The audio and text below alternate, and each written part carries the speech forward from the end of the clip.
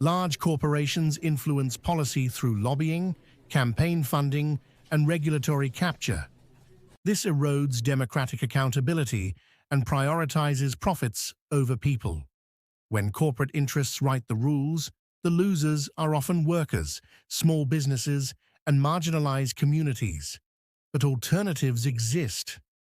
Around the world, communities are experimenting with new economic models, circular economies, solidarity networks, and democratic ownership.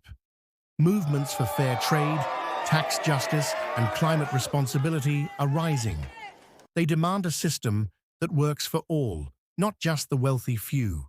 Global capitalism has created enormous wealth, but also deep divides. Who wins and who loses isn't a matter of fate. It's a reflection of the rules we've written and the values we uphold. The question is, what kind of economy do we want, and who should it serve? Global capitalism touches every part of our lives.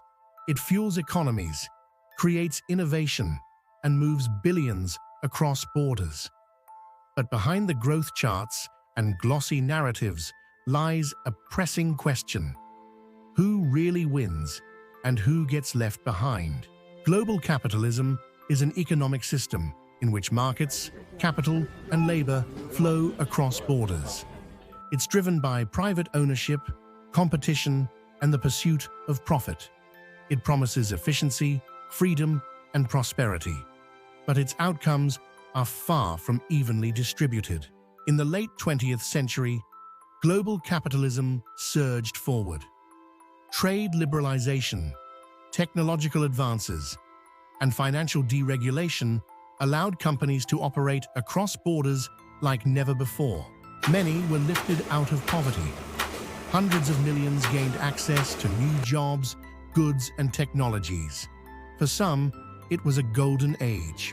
Global capitalism rewards those who own capital: corporations, shareholders, and financial institutions. Multinational firms gained unprecedented power, dominating industries and shaping policy.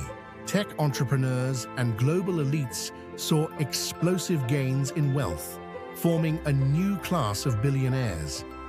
Emerging middle classes also benefited in fast-growing economies like China, India, and Vietnam.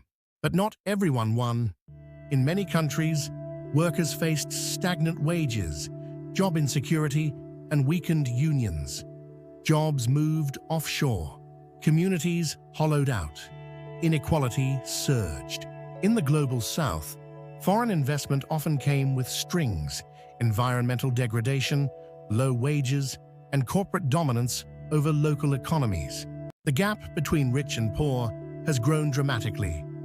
Today, the richest 26 people own more wealth than half the world's population. Capitalism without checks and balances tends to concentrate wealth. Without redistribution, the system breeds resentment, instability, and political backlash. Global capitalism favors capital over labor. Technological advances displace jobs faster than new ones are created. Workers often have less power and fewer protections. Corporations chase the lowest costs, often sacrificing job quality and community stability for quarterly profits. Global capitalism incentivizes growth, but often at great environmental cost. Resource extraction, fossil fuel dependence, and mass production drive climate change and ecological collapse. The environmental price is disproportionately paid by the global south, indigenous communities, and future generations.